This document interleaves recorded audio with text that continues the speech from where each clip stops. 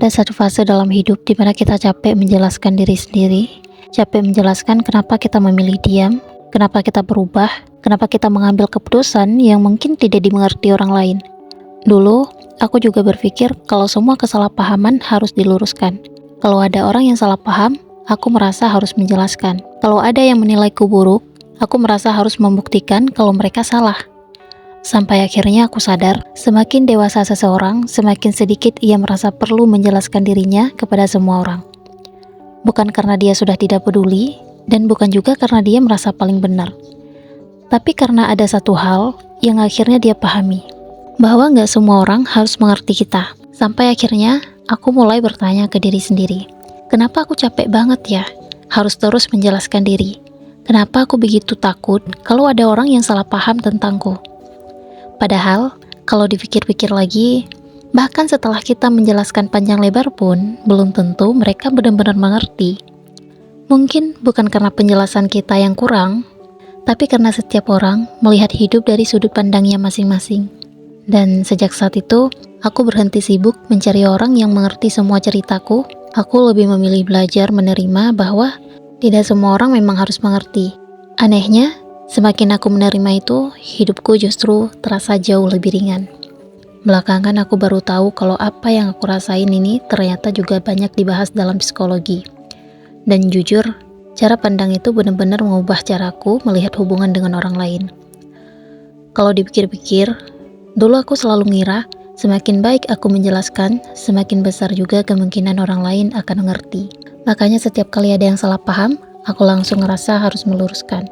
Setiap kali ada yang menilaiku tanpa benar-benar mengenalku, aku sibuk mencari kata-kata yang tepat supaya mereka paham.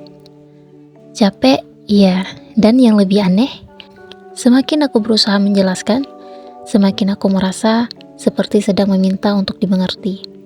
Sampai suatu hari, aku baca satu kalimat dari buku The Courage to be Disliked. Intinya kurang lebih seperti ini. Kamu tidak bisa mengendalikan bagaimana orang lain menilaimu. Yang bisa kamu kendalikan hanyalah bagaimana kamu memilih menjalani hidup kamu. Awalnya aku ngerasa, masa iya sesederhana itu? Tapi semakin dipikirkan, memang benar, karena setiap orang melihat kita dari pengalaman hidupnya masing-masing.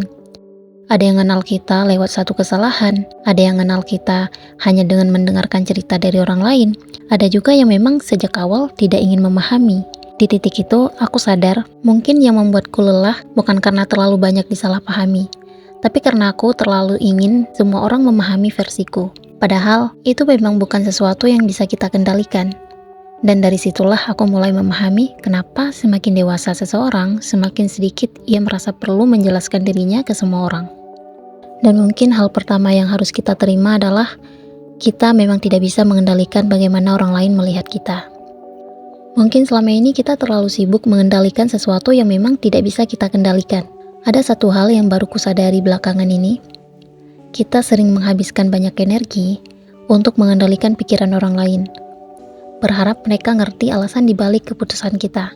Berharap mereka tahu kalau sebenarnya kita nggak seburuk yang mereka kira. Berharap mereka melihat sisi yang belum sempat kita tunjukkan. Padahal, kalau dipikir-pikir lagi, itu pekerjaan yang nggak pernah selesai. Karena kita tidak hidup di dalam kepala orang lain. Kita tidak bisa memilih bagaimana mereka memahami cerita kita. Aku jadi teringat sebuah analogi sederhana. Bayangkan kita berdiri di depan sebuah gunung, ada orang yang melihatnya dari sisi timur, ada yang melihatnya dari sisi barat, dan ada juga yang melihatnya dari kejauhan. Gunungnya tetap sama, yang berbeda hanyalah sudut pandangnya. Begitu juga dengan diri kita. Kita adalah orang yang sama, tapi setiap orang mengenal kita dari pengalaman yang berbeda-beda. Ada yang mengenal kita saat sedang berada di titik terendah, ada yang mengenal kita hanya melihat satu kesalahan kita, ada juga yang bahkan belum pernah benar-benar mengenal kita, tapi sudah membuat kesimpulan. Dan semakin aku pikirkan hal ini, semakin aku sadar, kalau mungkin selama ini aku terlalu lelah melakukan sesuatu yang memang tidak bisa aku kendalikan. Dalam psikologi, ini berkaitan dengan konsep locus of control. Sederhananya, hidup akan terasa lebih tenang ketika kita mulai fokus pada apa yang memang kita bisa kendalikan, daripada terus memikirkan hal-hal yang berada di luar kendali kita. Karena sekeras apapun kita menjelaskan, Kita tetap tidak bisa memaksa seseorang untuk memahami kita dengan cara yang kita inginkan. Dan mungkin kedewasaan bukan dimulai ketika semua orang akhirnya mengerti kita, tapi ketika kita berhenti menggantungkan ketenangan pada pemahaman mereka. Dan ternyata itu bukan satu-satunya alasan. Semakin kupikirkan lagi, alasannya bukan cuma karena kita ingin meluruskan kesalahpahaman. Kadang yang sebenarnya kita cari bukanlah pemahaman, melainkan rasa lega. Rasa lega yang akhirnya ada yang berkata, "Oh, ternyata aku salah menilai kamu." Dan jujur, aku juga pernah seperti itu. Rasanya bahagia kalau ada orang yang akhirnya ngerti. Tapi kalau mereka tetap salah paham, aku jadi kepikiran berhari-hari. Sampai suatu hari aku tanya ke diri sendiri, kenapa pendapat satu orang bisa memengaruhi suasana hatiku sebesar itu? Belakangan aku baru tahu, dalam psikologi ada istilah need for approval, yaitu kecenderungan untuk merasa lebih tenang ketika mendapatkan penerimaan atau persetujuan dari orang lain. Sebenarnya, itu sangat manusiawi. Kita semua ingin diterima, kita semua ingin dipahami. Masalahnya, kalau ketenangan kita bergantung pada apakah semua orang mengerti kita atau tidak, bukankah berarti kebahagiaan kita ikut bergantung pada sesuatu yang tidak bisa kita kendalikan? Dan semakin aku memahami hal ini, aku baru sadar, kadang aku membayangkan seandainya setiap pendapat orang harus kita jawab, setiap kesalahpahaman harus kita luruskan, dan setiap komentar harus kita tanggapi, mungkin hidup kita akan habis hanya untuk menjelaskan diri. Dan lucunya, akan selalu ada orang baru yang salah paham. Artinya, pekerjaan itu tidak akan pernah selesai. Belakangan aku mulai ngerti, ternyata menjadi dewasa bukan berarti kita punya jawaban untuk semua hal, tapi kita mulai tahu mana yang memang layak diberi reaksi. Aku pernah baca sebuah kalimat yang cukup membekas dari buku karya Mark Manson. Intinya seperti ini, kita punya energi yang terbatas, jadi kita harus memilih hal apa yang benar-benar pantas mendapatkan perhatian kita. Awalnya aku mengira itu berarti kita harus cuek. Ternyata bukan. Bukan tentang menjadi orang yang tidak peduli, tapi tentang berhenti menghabiskan tenaga untuk sesuatu yang memang tidak membawa kita kemana-mana. Aku jadi teringat sebuah analogi lagi. Bayangkan baterai handphone kamu tinggal 20%. Apa yang akan kamu lakukan? Pasti kamu akan lebih hati-hati memilih aplikasi mana yang benar-benar perlu dibuka. Karena kamu tahu baterainya terbatas. Ternyata energi kita juga gitu. Kalau setiap komentar kita pikirkan, setiap penilaian kita masukkan ke hati, dan setiap kesalahpahaman kita kejar untuk diluruskan, pelan-pelan energi kita akan habis. Bukan karena hidup ini terlalu berat, tapi karena kita memberikannya kepada terlalu banyak hal yang sebenarnya tidak bisa kita kendalikan. Dan sejak menyadari itu, aku mulai belajar bertanya sebelum bereaksi. Apakah ini benar-benar layak mendapatkan energiku? Kalau jawabannya enggak, mungkin diam bukan berarti kalah. Mungkin diam adalah cara kita menjaga diri. Dan menurutku, itu bukan tanda menyerah. Justru itu tanda bahwa kita mulai mengenal apa yang benar-benar berharga untuk diperjuangkan. Tapi ada satu hal yang menurutku paling sulit dipelajari. Semakin dewasa aku mulai sadar kalau ada satu hal yang cukup sulit diterima, yaitu kenyataan bahwa tidak semua orang harus melihat versi terbaik dari diri kita. Dulu aku merasa itu gak adil. Aku pikir kalau mereka benar-benar mengenalku, pasti mereka gak akan berpikir seperti itu. Tapi semakin bertambah usia, aku justru mulai menerima satu kenyataan yang sederhana. Setiap orang bertemu dengan versi kita yang berbeda. Ada yang mengenal kita saat kita masih egois, ada yang hadir ketika kita sedang bertumbuh, dan ada juga yang datang setelah kita banyak berubah. Jadi wajar kalau cerita mereka tentang kita tidak selalu sama.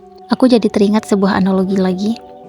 Bayangkan sebuah novel dengan ratusan halaman, lalu ada seseorang yang hanya membaca 5 halaman pertama. Apakah dia bisa memahami keseluruhan ceritanya? Tentu enggak. Bukan karena dia bodoh, tapi karena memang belum sampai. Begitu juga dengan hidup kita. Gak semua orang hadir cukup lama untuk memahami seluruh perjalanan kita. Ada yang hanya mengenal luka kita, ada yang hanya melihat kesalahan kita, ada juga yang hanya bertemu dengan kita di satu fase tertentu. Dan mungkin itu gak apa-apa. Tugasmu bukan memastikan semua orang menyukaimu, tugasmu adalah menjalani hidup sesuai nilai yang kamu yakini. Awalnya kalimat itu terdengar sederhana, tapi semakin dijalani, aku mulai paham. Karena selama kita masih berharap semua orang memahami kita, selama itu juga kita akan terus kecewa. Bukan karena mereka jahat, tapi karena harapan itu memang mustahil dipenuhi. Dan sejak menerima kenyataan itu, aku nggak lagi merasa harus menjelaskan semua hal. Bukan karena aku nyerah, tapi karena aku percaya Orang yang benar-benar ingin mengenal kita akan meluangkan waktu untuk membuka halaman demi halaman, bukan hanya menilai dari sampulnya. Setelah memahami semua ini, aku jadi sadar mungkin selama ini kita yang membuat diri kita sendiri lelah bukan karena terlalu banyak disalahpahami, tapi karena kita terlalu memaksa semua orang untuk memahami kita. Padahal hidup akan dipenuhi oleh orang-orang yang melihat kita dari sudut pandangnya masing-masing. Dan itu bukan sesuatu yang bisa kita kendalikan. Yang bisa kita kendalikan hanyalah tetap menjadi orang yang jujur dengan diri sendiri. Tetap bertumbuh meski tidak semua orang melihat prosesnya. Tetap berbuat baik meski tidak semua orang menghargainya.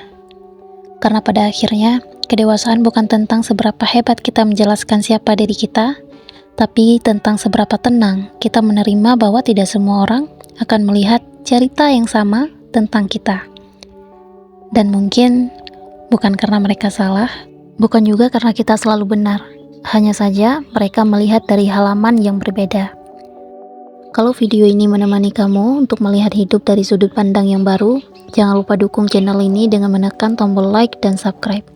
Karena di sini kita akan terus belajar bertumbuh pelan-pelan tanpa terburu-buru dan menjadi versi terbaik setiap harinya. Sampai ketemu di video selanjutnya.